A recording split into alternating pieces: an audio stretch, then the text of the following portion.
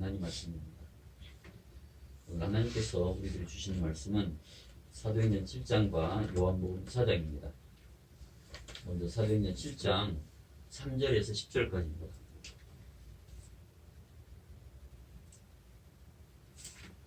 사도행전 7장 3절에서 10절까지.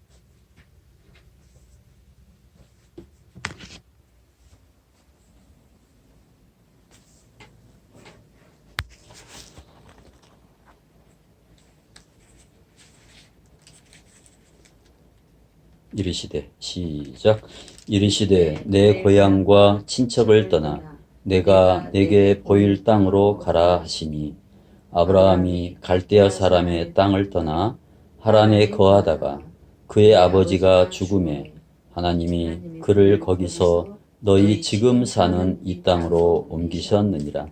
그러나 여기서 발 붙일 만한 땅도 유업으로 주지 아니하시고 다만 이 땅을 아직 자식도 없는 그와 그의 후손에게 소유로 주신다고 약속하셨으며 하나님이 또 이같이 말씀하시되 그 후손이 다른 땅에서 나그네가 되리니 그 땅 사람들이 종으로 삼아 400년 동안을 괴롭게 하리라 하시고 또 이르시되 종 삼는 나라를 내가 심판하리니 그 후에 그들이 나와서 이곳에서 나를 섬기리라 하시고 할례의 언약을 아브라함에게 주셨더니 그가 이삭을 낳아 8해 만에 할례를 행하고 이삭이 야곱이 우리 12조상을 낳으니라. 여러 조상이 요셉을 시기하여 애굽에 팔았더니 하나님이 그와 함께 계셔 시작. 그 모든 환난에서 건져내사 애굽 왕 바로 앞에서 은총과 지혜를 주심에 바로가 그를 애굽과 자기 온 집의 통치자로 세웠느니라. 아멘. 예, 한 곳 더 보겠습니다. 요한복음 4장 19절에서 26절까지입니다. 요한복음 4장 19절에서 26절. 네, 19절 시작. 여자가 이르되 주여 내가 보니 선지자로소이다. 우리 조상들은 이 산에서 예배하였는데 당신들의 말은 예배할 곳이 예루살렘에 있다 하더이다. 예수께서 이르시되 여자여 내 말을 믿으라. 이 산에서도 말고 예루살렘에서도 말고 너희가 아버지께 예배할 때가 이르리라. 너희는 알지 못하는 것을 예배하고 우리는 아는 것을 예배하노니 이는 구원이 유대인에게서 남이라. 아버지께 참되게 예배하는 자들은 영과 진리로 예배할 때가 오나니 곧 이때라. 아버지께서는 자기에게 이렇게 예배하는 자들을 찾으시느니라. 24절 시작. 하나님은 영이시니 예배하는 자가 영과 진리로 예배할지니라. 자, 25절 봅니다. 25절 26절까지 봉독합니다. 시작. 여자가 이르되 메시아 곧 그리스도라 하는 이가 오실 줄을 내가 아노니 그가 오시면 모든 것을 우리에게 알려주시리이다. 예수께서 이르시되 내가 말하는 내가 그라 하시니라. 아멘. 네, 갈대아 우르를 떠나는 일이 아브라함에게는 그리 쉬운 일은 아니었습니다. 조상 대대로 살아온 고향을 버리기가 어찌 쉽겠습니까? 아브라함 마음을 더 짓누르는 것이 있었습니다. 그것은 앞으로 닥칠 일, 불투명한 미래였습니다.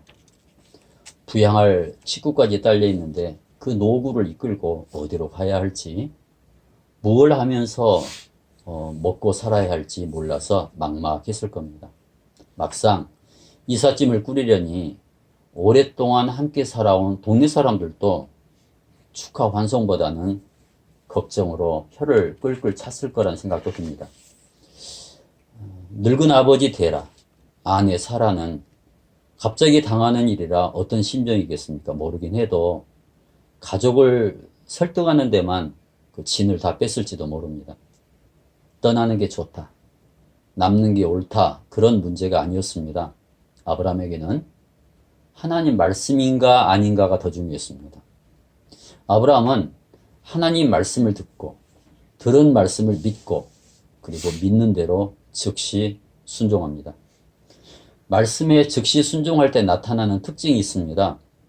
걱정은 반감되고 두려움은 사라집니다.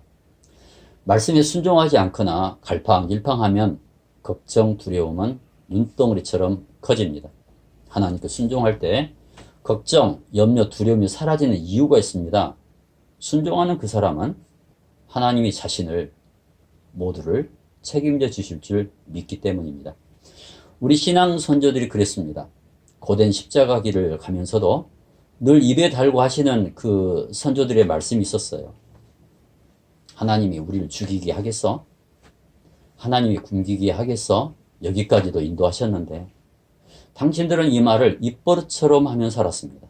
그러면서 아브라함처럼 묵묵히 이삿짐을 꾸렸고 하나님이 가라는 그곳이 산골이든 바닷가든 그곳이 아프리카든 몽골이든 떠났던 것입니다. 온 가족들, 식솔들 다 데리고 하나님이 가라는 길을 순전하게 믿음으로 두벅두벅 걸으면 하나님이 반드시 책임져 주실 줄 믿으니까.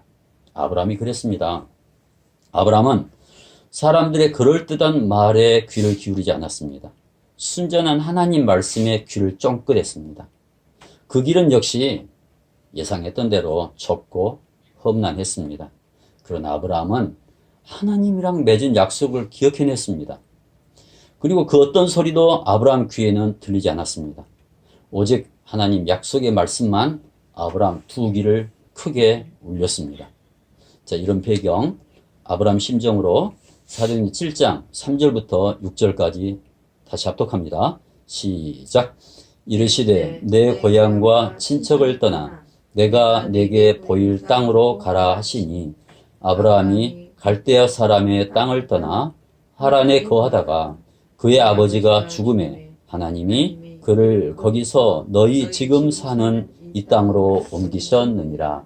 그러나 여기서 발붙일 만한 땅도 유업으로 주지 아니하시고 다만 이 땅을 아직 자식도 없는 그와 그의 후손에게 소유로 주신다고 약속하셨으며 하나님이 또 이같이 말씀하시되 그 후손이 다른 땅에서 나그네가 되리니 그 땅 사람들이 종으로 삼아 400년 동안을 괴롭게 하리라 하시고. 네.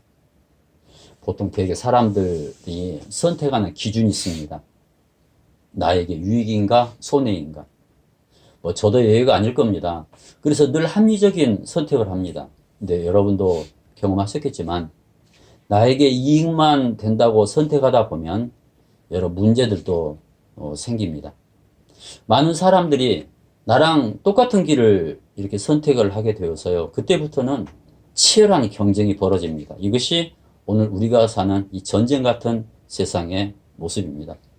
그렇다면 손해나는 길, 좁은 길, 험한 길이 다 옳은가? 그것도 아닙니다. 지가 무슨 의인이라고 일부러 고생, 자초합니까? 그럴 이유가 없습니다. 그렇지만 선택의 기준을 합리적으로 생각하는 사람들이 아니라 우리 인생의 기준이 하나님일 때는 다릅니다. 하나님은 지금 나에게 어떤 길을 선택하기를 원하시는가를 깊이 생각하면 성경 말씀 통해서 그것이 묵상입니다. 날마다 묵상하고 또 묵상하면 그때부터 하나님이 조금씩 그 길을 보여주시고요. 그 길을 가다 보면 처음에는 고단하고 캄캄하지만 묵묵히 걷다 보면 어느덧 밝고 환한 길, 넓고 푸르른 초원이 눈앞에 펼쳐집니다. 이 길이 믿음의 조상 아브라함이 갔던 길이고 이 길을 믿음의 후손인 지금 우리들도 걷고 있습니다. 그래서 우리는 하나님께 자주 질문합니다. 하나님, 제가 가야 할 곳이 어딘가요? 하나님, 이 길을 가면 하나님이 기뻐하실까요? 예수님이라면 어떻게 하실까요? 그래서 예수님은 그렇게 궁금해하는 제자들에게 이렇게 가르쳐 주셨습니다. 마태복음 7장입니다. 7장 13절 14절 시작. 좁은 문으로 들어가라.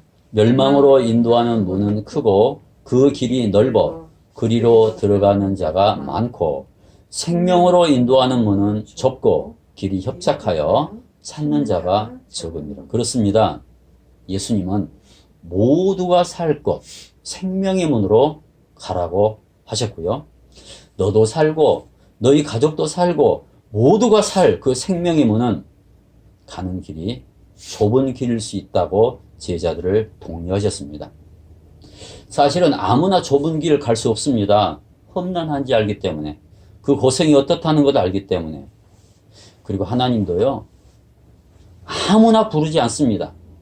그래서 아브라함만 할 수 있겠구나. 하나님이 낙점하고 아브라함에게 찾아오셨던 겁니다. 그가 늙었든 힘이 없든 가진 것이 있든 없든 하나님은 아브라함의 그 중심, 하나님을 향한 중심의 마음을 이미 간파하셨습니다. 처음 하나님이 찾아오실 때는 자녀로 부르시기 위함입니다. 누구나 다 경험해요. 이 첫 번째 부르심은. 하나님 자녀로 부르심이, 사무심이 첫 번째 부르심이라면 하나님은 그 자녀를 한 번 더 부르십니다. 두 번째 부르심은요, 좁은 길로 부르십니다. 첫 번째 부르심이 영혼 구원의 부르심이라면 두 번째 부르심은 소명의 부르심입니다. 우리는 모두 첫 번째 부르심을 받았고, 그리고 두 번째 부르심도 받고 있고 받았습니다. 아브라함처럼 꼭 고향을 떠나고 집 떠나는 것만이 두 번째 부르심이 아닙니다. 내 가장 가까운 사랑하는 사람, 그 영혼을 끝까지 품는 것도 두 번째 부르심입니다. 왜냐하면 영혼 구원의 길이야말로 우리가 많은 길들을 걸어봤지만은 그 영혼 구원의 길이야말로 가장 어려운 길이고 가장 좁은 길이기 때문에 그렇습니다. 성경은 훗날 아브라함 후손들이 애굽 나라의 괴로움을 받을 거라고 미리 예고해 주십니다. 애굽 종살이 기간까지 말씀합니다. 400년이라고. 이렇게 하나님은 나 한 사람도 다스리지만 수백 년, 400년, 수천 년 후까지 내다보시면서 현재의 나를 사용해 가심을 아브라함을 통해서 보여줍니다. 그러므로 오늘 나의 순종과 나의 기도와 헌신이 얼마나 귀중한지 모릅니다.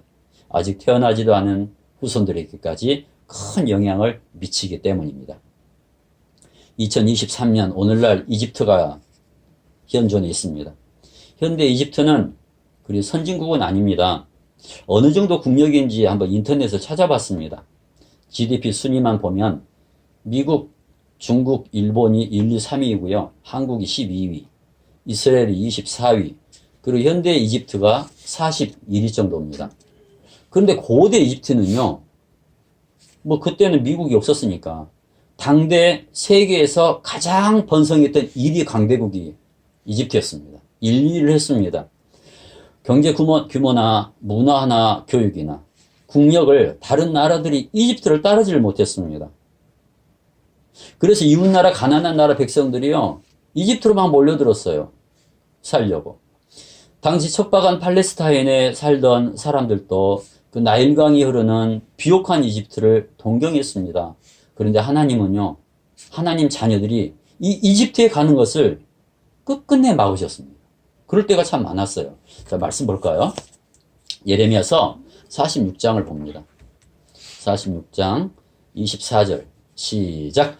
딸 애굽이 수치를 당하여 북쪽 백성의 손에 부침을 당하리로다. 자, 이 말은 무슨 말이냐면은 나중에 지금 이집트는 풍요로워서 살기 좋은 것처럼 보이지만 나중에 애굽은 큰 전쟁에 휘말릴 것이라고, 그러면 더 큰 어려움을 당할 것이라고 이렇게 뜯어 말리신다는 거예요.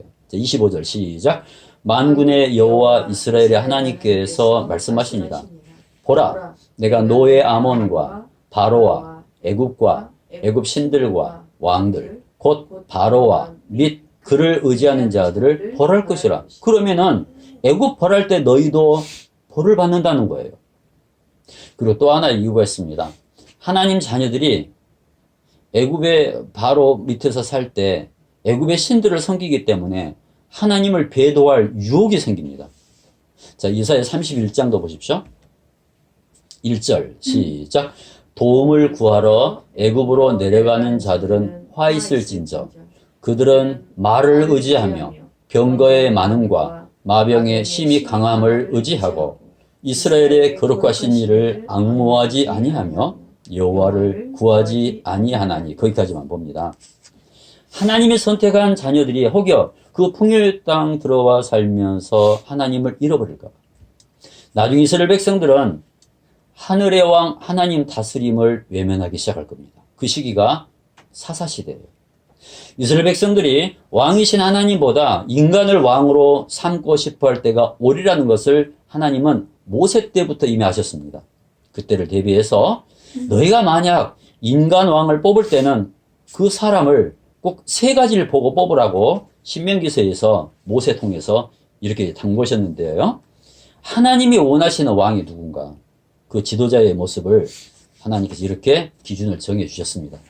오늘 우리가 사는 이 시대에도 지도자들이 있죠. 나라를 다스리는 지도자들을 생각하면서 또 그들을 위해서 기도하는 마음으로 신명기 17장 말씀을 우리 한번 합독합시다. 시작.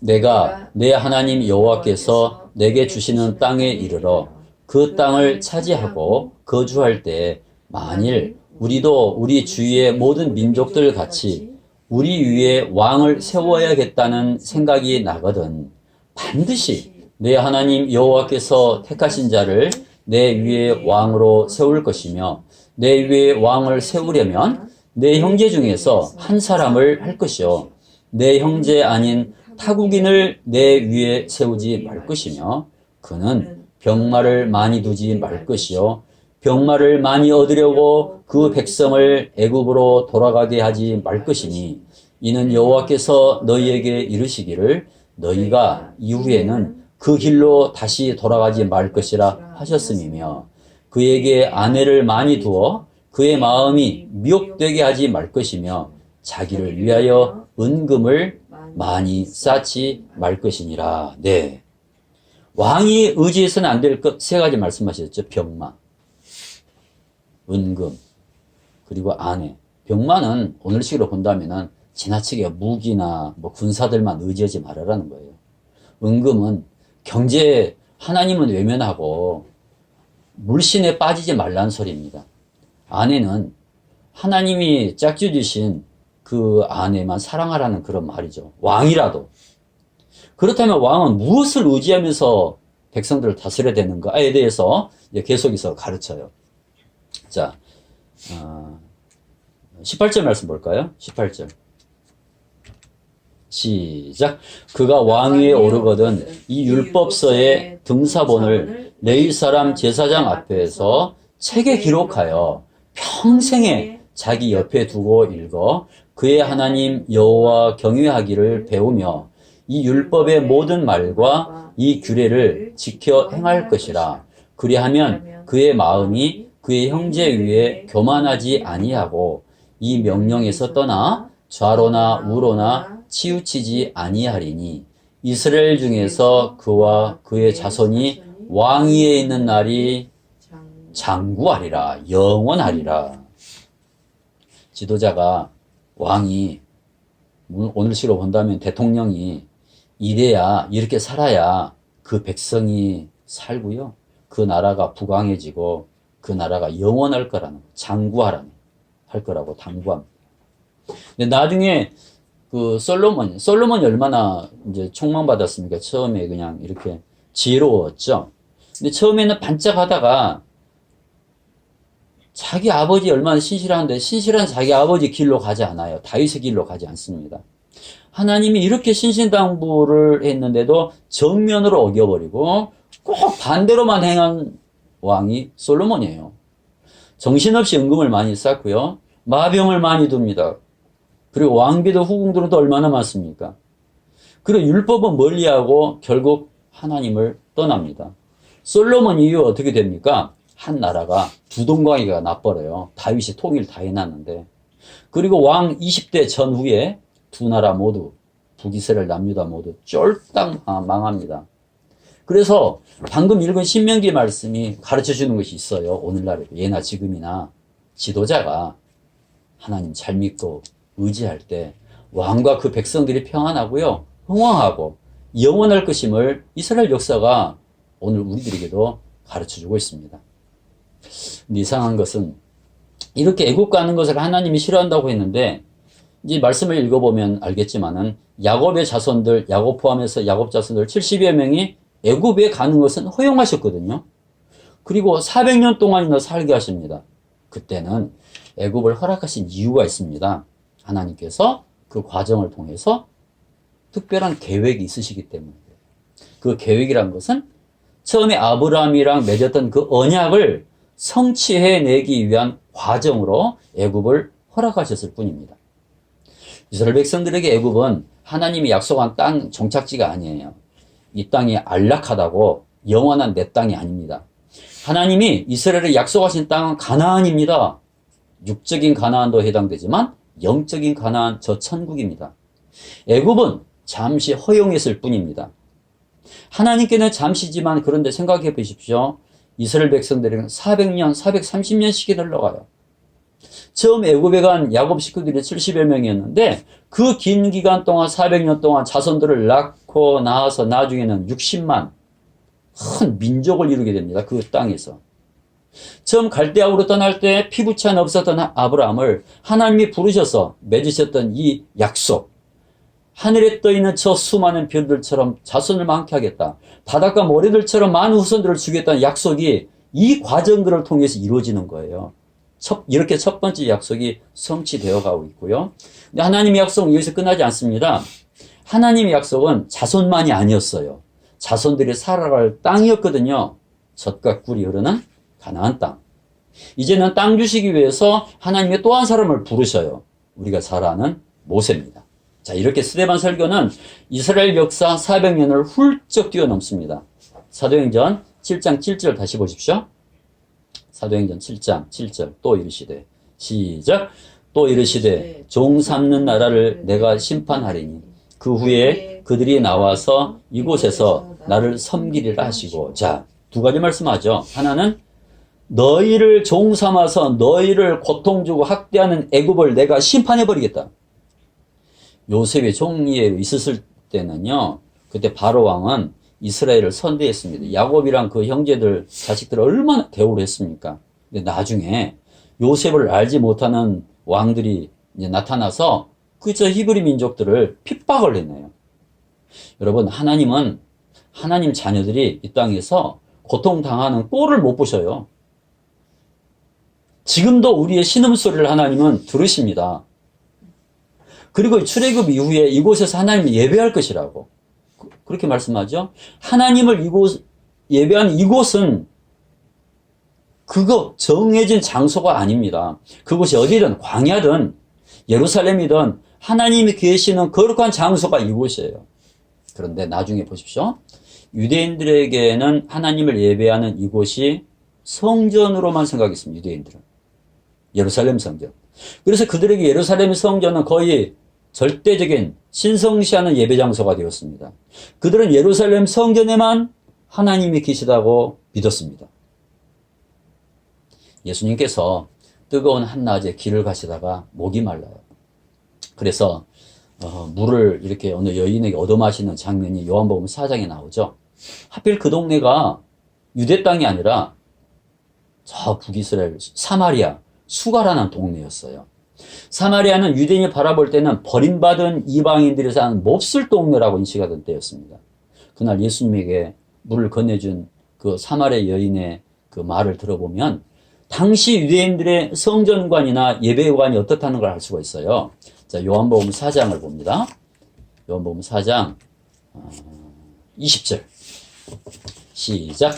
우리 조상들은 이 산에서 예배하였는데 당신들의 말은 예배할 곳이 예루살렘에 있다 하되. 자, 이건 이제 여인이, 그러니까 유대 땅에 살지 않는 이방 땅에 사는 여인이 하나님을 사모해서 예배를 드리고 싶은데, 아니 예배할 장소가 예루살렘에만 있다는데, 그러면서 이제 질문을 하는 거예요. 예배에 대해서. 당시 유대인들은 꼭 예루살렘 성전에만 하나님이 계시다고 믿고 있다는 겁니다. 그래서 예루살렘 성전 이외의 장소에서 예배는 유대인들이 볼 때는 우습게 알았어요.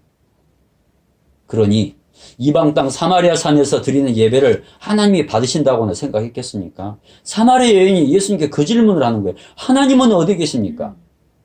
우리는 예배를 어디서 하나님께 드려야 됩니까? 코로나 이후에 새로 생겨난 예배가 있습니다. 비대면 예배라고. 처음 들어본 말이죠. 인터넷 예배라고. 이 질문을 2000년 전 한 이방 여인이 예수님께 드린 거나 같아요. 여인의 물음에 예수님이 대답하시는데요. 참다운 예배는 장소에 구애를 받지 않는다. 이것이 예수님의 대답이십니다. 자, 21절부터 합독합니다. 예수께서 시작. 예수께서 이르시되 여자여 내 말을 믿으라. 이 산에서도 말고 예루살렘에서도 말고 너희가 아버지께 예배할 때가 이르리라. 너희는 알지 못하는 것을 예배하고 우리는 아는 것을 예배하노니 이는 구원이 유대인에게서 남이라. 아버지께 참되게 예배하는 자들은 영과 진리로 예배할 때가 오나니 곧 이때라. 아버지께서는 자기에게 이렇게 예배하는 자들을 찾으시느니라. 24절 시작. 하나님은 영이시니 예배하는 자가 영과 진리로 예배할지니라. 아멘. 이때 주의할 일이 있습니다. 참된 예배는 장소나 형식에 구애받지는 않기는 합니다. 그러나 예배를 드리는 사람이나 예배를 인도하는 사람 모두 놓쳐서는 안 될 것이 있습니다. 그것은 영과 진리로 예배를 드리는, 이게 뭔 말일까? 왜냐하면 하나님이 영이시기 때문에 그래요. 사람한테 우리가 예배를 드린다면 그냥 형식적으로 예배를 드리면 되죠. 근데 하나님의 영이기 때문에 우리가 영으로 예배를 드린다는 건 도대체 뭘까? 이게 뭐냐면요, 진심이에요. 그래서 옛날 성경은 신령과 진정으로 예배하라고 했어요. 이 번역도 맞아요. 신령과 진정으로 예배를 드려라.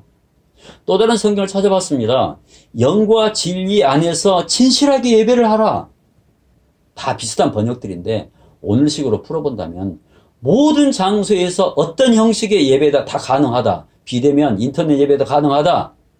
그러나 허겁지겁 때우는 예배, 빨리 해치우듯 하는 예배는 절대 받지 않으신다는 것을 알 수가 있어요. 하나님은 영이셔서 우리의 심중을 안다는 거죠. 그래서 7절 말씀은 예루살렘이라는 장소에 묶여있는 종교 지도자들, 예루살렘 성전을 신성시하는 유대인들이 깨달아야 할 말씀입니다. 나중에 하나님 모세에게 말씀하셔요. 내가 선 곳은 거룩한 곳이니 그곳에 신을 벗으라. 예배를 드리라는 거예요. 신을 벗으라는 것은 하나님을 만난다는 거거든요. 그 거룩한 곳은 예루살렘 성전이 아니었습니다. 풀 한 폭이 자라나지 않은 험한 호렙산이었습니다. 나중에 보겠지만 사도행전 7장 33절을 한번 보십시오. 사도행전 7장 보십시오. 거기 성경책 7장 33절 주께서 시작. 주께서 이르시되 내 발에 신을 벗으라. 내가 서 있는 곳은 거룩한 땅이니라. 바라기는 지금 우리가 서 있는 그곳이 하나님이 계시는 거룩한 땅이기를 바랍니다. 하나님이 아브라함 통해서 그 거룩한 땅을 약속하셨어요. 예배 드릴 수 있는 거룩한 땅을. 물론 자손도 약속하셨지만 그것도 3번씩이나. 그 첫 번째 언약은 전에 말씀드렸죠. 창세기 12장 첫 만남 언약이었습니다. 두 번째 언약은 창세기 15장 횃불 언약이었습니다. 그리고 세 번째 언약은 창세기 17장 할례 언약이에요. 스데반이 이제 8절에서 바로 세 번째 할례 언약까지 인용을 해요. 사도행전 7장 8절을 합독합니다. 할례 언약을 시작. 할례 언약을 아브라함에게 주셨더니 그가 사도행전 7장 8절입니다. 시작. 할례 언약을 아브라함에게 주셨더니 그가 이삭을 낳아 여드레 만에 할례를 행하고 이삭이 야곱을 야곱이 우리 12조상을 낳으니라. 자, 스데반이 하나님 언약을 강하게 이렇게 상기시켜준 이유가 있어요. 종교 지도자들이 성경 실력은 탁월하는 건 천하가 다 합니다. 그렇지만 정작 성경 안에 감춰진 하나님과의 언약은 다 잊었음을 오늘 스데반이 맹렬하게 지적하고 있고, 스데반 집사님이 종교 그 지도자들을 가르치고 있습니다. 그래서 가끔이 아니라 자주는요, 저와 같은 목사도 성도들에게 배워야 됩니다. 어릴 때부터 아이들은 부모나 교사들로부터 훈계를 참 많이 듣습니다. 많이 배웁니다. 그런데 오래 기억에 남는 훈계가 있는데요. 어느 때냐면은 마음의 찔림을 받았을 때입니다. 어린 아이지만은. 아니면은 회초리 맞으면서 들었던 이 교훈은요, 평생 가도 잘 잊히지 않습니다. 하나님이 아브라함이랑 언약 맺으실 때 그 과정을 보면은요, 언약 맺는 강도가 점점 세져요. 첫 번째 만남 언약은 말씀으로만 하셨어요. 근데 두 번째 언약은 모든 짐승들을 반으로 쪼개셨습니다. 새들만 빼고. 큰 짐승들을 막 쪼개니까 땅바닥에 있는 붉은 피가 막 흥건하겠지 않겠습니까? 그리고 날이 어둑어둑해져요. 막 새들도 쫓고 막 그럽니다. 그런데 그 쪼갠 짐승 사체 사이로 횃불이 지나오는 거예요. 그거 상상 한번 해보십시오. 지금 죄인인 정작 내가 쪼개져야 될 텐데 짐승이 대신 쪼개졌어요. 하나님의 횃불이 쪼개진 사이를 지나오면서 아브라함이랑 약속을 맺어요. 이 모습을 보면서 충격받지 않을 사람은 없습니다. 그날 맺은 언약을 그 주변 사람들이 잊어먹겠습니까, 아브라함이? 근데 인간이요, 그것도 잊어먹더라고요. 약해서. 이렇게 연약하다는 것 하나님이 다 하셔요. 짐승을 쪼개놔도 얼마 못 가서 백성들이 하나님 언약 다 실제로 다 까먹어요. 그래서 세 번째 언약을 다시 맺습니다. 이번에는 사람의 생사를 찢는 언약. 바로 오늘 말씀 8절에 나오는 할례 언약을 맺으셨던 겁니다. 아이가 태어난 지 8일째 되는 날. 한간에 어떤 과학자들은, 의학자들은 그러더라고요. 아이가 태어난 지 8일째 되는 날은 그 몸에서 무슨 마취 효과를 낼 수 있는 그 액체들이 나와가지고 아이가 가장 덜 아프다는 거예요. 그것이 그 의학적으로 정확한지는 모르겠습니다만. 근데 아무리 덜 아프다고 해도 마취도 없이 생사를 찢는데 얼마나 아프겠습니까? 아이도 아프고, 우는 모습 바라보는 부모 마음도 아프고, 아픔을 겪으면서 다시 언약을 기억하라는 거예요. 스데반은 헬라파 유대인이에요. 지금 스데반 앞에 앉아있는 공회원들은 대부분 히브리파 유대인들입니다. 그래서 지금 재판장으로 나온 대제사장 포함해서 70여 명의 종교 지도자들 가운데 할례 받지 않은 공회원은 단 한 사람도 없다는 것을 스데반이 다 알았어요. 하나님은 이렇게 할례까지 하면서 언약을 다 맺으셨는데 정작 할례 받은 당신들은 하나님의 언약 다 이제 까먹었다고. 지도자들이 이 집사의 외침에 얼마나 창피하겠습니까? 피고인이, 죄인이 그런 소리를 하니. 이 사람들 뿐만이 아닙니다. 그동안 유대인들이 어릴 때 생살 찢어놔도요, 얼마 못 가서 하나님께 맺은 언약 다 까먹어요. 이 문제가 유대인들 사이에서 결국 나중에 불거지는데요, 큰 문제로. 나중에는 할례가 도리어 유대인들의 그 구원의 발목을 잡아버립니다. 이방인들과 할례 문제로 다툼이 일어나요. 할례 받지 않은 이방인들, 유대인들이 막 빈정대요. 경멸합니다. 할례 받지 않으면 개라고 그래요. 부정한 사람이라고. 그리고 자기들은 할례 받고 정작 하나님은 모르고 약속 모르고.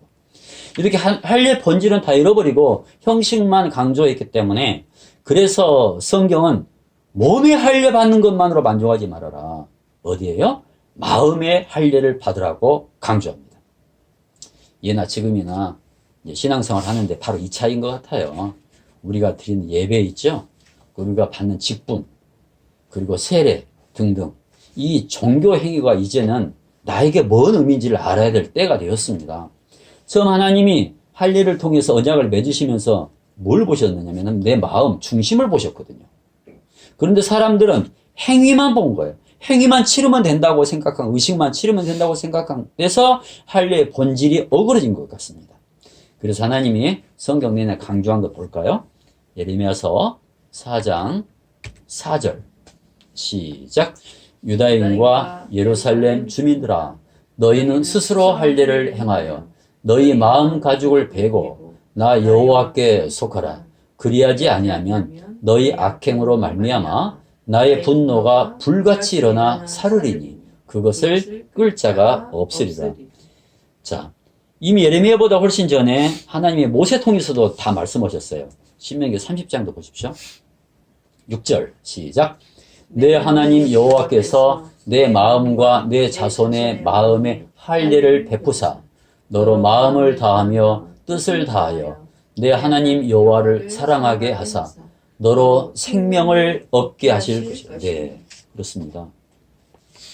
스데반이 종교 지도자들 앞에서 이제 할례 운운한 이유를 지도자들이, 그 눈치 빠른 지도자들이 왜 모르겠습니까? 야, 너희가 살 가죽만 배웠지 마음 가죽은 배지 않았다는 그 책망으로 들리는 거예요. 얼마나 찔림을 받겠습니까? 종교 지도자들이 분노가 쌓이다가 결국 스데반의 51절 설교를 듣고는 그 분노가 폭발해서 결국 스데반 향해서 돌을 던지게 됩니다. 자, 7장 사도행 7장 51절 끝부분 보세요. 7장 51절 이런 말을 해요. 마지막에는 할례 가지고 목이 곧고 시작. 목이 곧고 마음과 귀에 할례를 받지 못한 사람들아 너희도 너희 조상과 같이 항상 성령을 거스르는도다. 네. 할례 문제가 이렇게 심각해요. 왜요? 본질을 잃어서 그렇습니다. 그래서 훗날 사도 바울도 로마서 2장에서 로마 교회 성도들에게 이렇게 간곡하게 전합니다. 그 할례 위험성이 있으니까. 로마서 2장 29절 시작. 오직 이면적 유대인이 유대인이며 할례는 마음에 할지니 영에 있고 율법 조문에 있지 아니한 것이라. 그 칭찬이 사람에게서가 아니요 다만 하나님에게서니라. 네, 그렇습니다. 이게 뭔 말입니까? 네, 그럴 줄 알았다. 내가 할례 하라고 그랬더니 너희가 신용만 낼 줄 알고 그래서 내가 몸 할례보다 마음 할례를 받으라 했구나. 그것도 스스로. 몸 할례는요, 내가 아직 그 이성도 없고, 분별력이 없을 때, 내 힘이 없을 때, 나한지 8일 만에 남이 해준 할례예요. 그거 받지 말고, 네가 할례를 해라. 어디에다가? 마음에다가. 그 가위로, 소독된 가위로 네 마음을 잘라라는 거예요. 그 말입니다. 이것이 예나 지금이나 모든 신앙 행위에 대한 경종입니다. 예배도, 찬양도, 기도도, 말씀도, 그리고 교회 내 직분도, 목사도, 장로도, 권사도, 그리고 성찬 의식도, 세례도, 물론 그 자체 의식도 중요하지만은 그 겉 의식으로만 끝내지 말아라. 이 모든 행위는 오직 마음으로, 신령과 진정으로 행할 때, 그리고 그 격에 맞게 삶으로 이어질 때 효력이 있단다. 이것이 오늘 스데반을 통해 말씀한 할례 언약의 의미입니다. 그래서 하나님은 오늘 모든 종교 행위의 중심 진정성을 찾고 있습니다. 특히 코로나 이후에. 왜 교회도 많고 성도도 많은데 문제는 끊임없이 일어나는가? 영과 진리를 상실한 행위만으로 때우기 때문에 그렇다고 결론이 나오죠. 우리는 스데반이 지적한 종교 지도자들 모습을 닮지 않아야 할 것입니다. 오늘 말씀 스데반 시대는 아브라함이 하나님과 언약을 맺은 지 2000년이 흐른 때예요. 2000년 전에 아브라함을 스데반이 지금 설교하고 있어요. 스데반이 오래전 아브라함을 소환하면서까지 잃어버린 언약을 순교 직전에 강조하는 말씀을 오늘 우리가 읽었습니다. 그리고 다시 스데반이 설교하고 곧 스데반이 순교하죠. 스데반이 설교하고 순교한 지 또 2000년이 흘렀습니다. 2023년 11월 25일. 오늘 이 시간 우리가 동일한 스데반 설교를 또 듣고 있습니다. 이거 뭘 의미합니까? 세월은 유구히 흘렀고 상황도 모두 다 바뀌었지만 변하지 않는 것 딱 하나가 있단다. 그것은 하나님의 언약이란다. 하나님의 약속은, 언약 약속은 오늘 이 시간 우리에게도 그대로 유효함을 알고 하나님의 성경에 기록한 말씀 언약 어떤 상황에서도 망각하지 말고 매일 성경 묵상 통해 예배 통해 기도 통해 다시 확인하고 또 확인하면서 마음의 할례를 내 마음의 생사를 찢고 그런 하나님의 말씀이 오늘 우리를 통해서 우리 삶 가운데 또 가정에서 교회에서 우리가 나아가는 모든 곳에서 하나님의 언약의 말씀이 꼭 이루어지기를 신실하신 주님 이름으로 축복하며 기도합니다. 아멘. 기도하겠습니다. 거룩하고 존귀하신 하나님, 다 잃어버려도 소중한 생명은 잃지 않게 하여 주소서. 하나님, 모든 말들을 다 망각해도 오직 하나님의 언약의 말씀은 일평생 잊지 않게 하여 주시옵소서. 오늘 현실이 어떤 상황이든 하나님께서 약속하신 말씀 이루실 줄 믿고 저희는 잠잠히 기다립니다. 혹여 우리 평생 다 이루지 못하더라도 오늘 스데반 통해 전해준 아브라함부터 모세 나중에 또 여호수아까지 이룬 것처럼 우리도 다음 세대를 통해서 하나님께서 약속하신 뜻과 나라를 꼭 이루어가게 하여 주시옵소서. 하나님 감사하게도 오늘 또 한 가정이 세워졌습니다. 하나님 나라를 향한 선교사 아버지의 그 꿈이 아들을 통해 그 과정을 통해서도 계속 이어지게 하시고, 특별히 귀한 아들이 배우고 익힌 학문을 통해 많은 사람들이 큰 유익을 얻게 하여 주시옵소서. 우리 예랑에 속한 모든 자녀손들이 하나님 마음을 더 잘 알아가게 하셔서 하나님 나라 위에 요긴하게 쓰임받는 복된 인생들 다 되게 하소서. 감사드리오며 이 모든 기도 역사를 주관하시고 우리 인생을 섬세히 주관하시는 주 예수 그리스도 이름으로 기도하옵나이다. 아멘.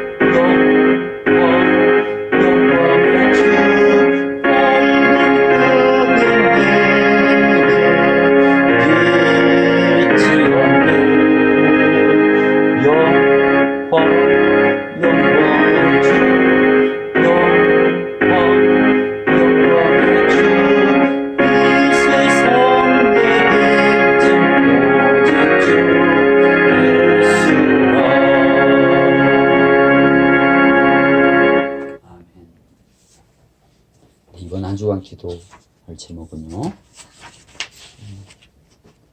긍정적인 생각으로 늘 희망을 품게 하소서. 우리 자녀들도 또 우리들도 긍정적인 생각으로 늘 희망을 품게 하소서. 절망하지 않고, 세상이 힘들어도 절망하지 않고. 자, 고린도후서 1장 20절 시작. 하나님의 약속은 얼마든지 그리스도 안에서 이해가 되니 그런즉 그로 말미암아 우리가 아멘 하여 하나님께 영광을 돌리게 되느니라. 아멘. 시작. 모든 것이 가능하신 아멘이신 하나님, 하나님께는 모든 것이 가능하며 하나님 자녀들에게 허락하신 모든 약속도 믿음으로 온전히 이루어짐을 믿습니다. 우리 자녀가 유혹에 속삭임에는 담대히 아니라 대답하게 하시고, 하나님 말씀에는 오직 예, 아멘으로 화답하게 하소서. 모든 사물을 긍정적으로 볼 수 있는 눈을 주셔서 적극적인 생각과 자신감이 넘치게 하소서. 하나님 아버지, 사랑하는 자녀손들이 이 세상 사는 동안 눈앞에 보이는 것에 주눅들지 않기를 원합니다. 하나님이 주시는 소망 가지고 담대히 나아가게 하소서. 늘 감사와 찬양과 믿음과 사랑으로 불평, 원망, 불안, 분노를 잠재우며 어디서든 밝고 명랑한 생활을 하게 하소서. 바울과 실라가 억울하게 옥에 갇힌 상황에서도 찬송과 기도로 상황을 역전시킨 것처럼 우리 자녀들도 어떤 상황 환경에서도 낙심하지 않고 찬양과 기도로 승리하게 하옵소서. 이 모든 기도 승리의 주 예수 그리스도 이름으로 기도합니다. 아멘. 시작. 예수께서 이르시되 할 수 있거든이 무슨 말이냐. 믿는 자에게는 능히 하지 못할 일이 없느니라 하시니. 마가복음 9장 23절 말씀. 아멘.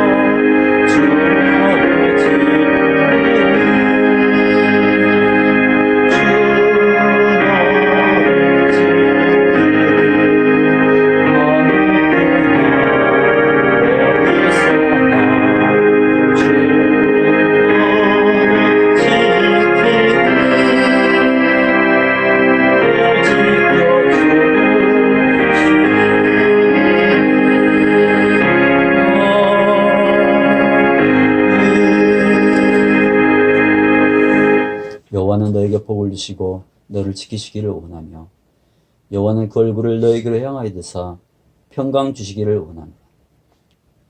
이제는 우리 주 예수 그리스도의 크신 은혜와 하나님의 사랑과 성령님의 교통하심이 하나님의 언약 기억하며 인내하며 하나님의 뜻 이루실 날을 기다릴 줄 아는 오늘 예배드린 예배자들, 섬기는 가정과 온 가족, 친척들, 자녀선들 앞길 위해 그 어떤 사탄 시험 공격에도 끄떡없이 견고하게 서나갈 이 땅에 세워진 가정들과 교회들 위해 또한 주님 안에서 축복받으며 몇 시간 전 결혼한 황은총 이다연 부부와 세워지게 된 새 가정 앞날 위에 이제로부터 영원까지 함께 하시기를 간절히 축원하옵나이다. 아멘.